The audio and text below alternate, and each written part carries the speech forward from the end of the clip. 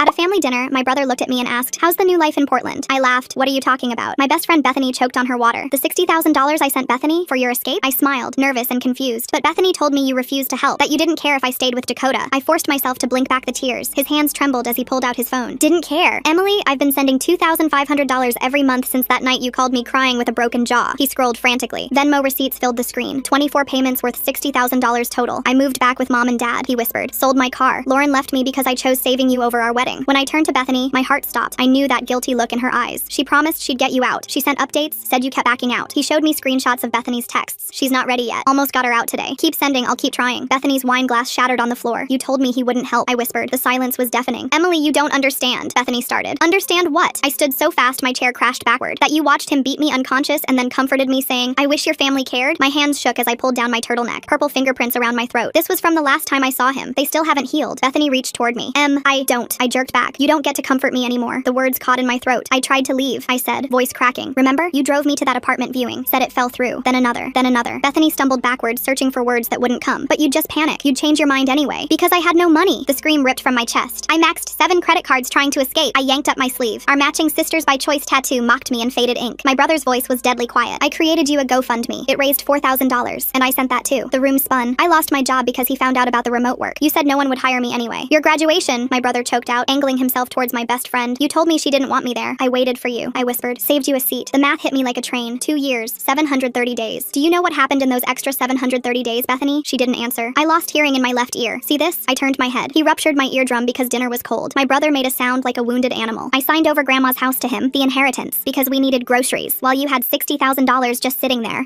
I was pregnant." The words fell like bombs. 5 months. "Your first niece." I looked at my brother. "I lost her after he threw me down the stairs." "You know what I was thinking about while I bled? How I couldn't afford the hospital." Bethany was crying now. Ugly, selfish tears. "But wait, it gets better." I laughed, high and hysterical. "The damage was too severe. I'm infertile now, forever, because I couldn't afford the follow-up surgery." Bethany took a step back, but I followed. The years of rage were finally breaking free. "You want to know the best part?" I stepped closer. "You were my maid of honor at the wedding he forced me into. You held my bouquet while I married my monster, knowing you had my escape in your bank account." Bethany screamed. "I deserve to be a mother more than someone who couldn't even leave." I paused, not understanding. "Bethany, where did the money go?" Her face went bright red, like she said something she shouldn't have. "Where's my $60,000, Bethany?" "I used it for IVF." The words burst out. The room went silent. Even the clock stopped ticking. My brother stood slowly. His whole body shook. "You stole her chance at children to buy your own?" He grabbed my hand, checking my pulse like I might disappear. "I used to have nightmares where I was at your funeral, and everyone kept asking why I didn't help. Now it feels like it just came true." "Pack your things," he said firmly. "Tonight." "You didn't just steal money," I said quietly. "You stole my family from me. I thought Derek abandoned me. You stole that." Derek was already on another call. I didn't know it at the time, but Derek was about to make my parents pay. Me and Bethany's lives were about to change forever, for better and for worse. Derek walked straight to my bedroom closet and yanked out the duffel bag I'd hidden behind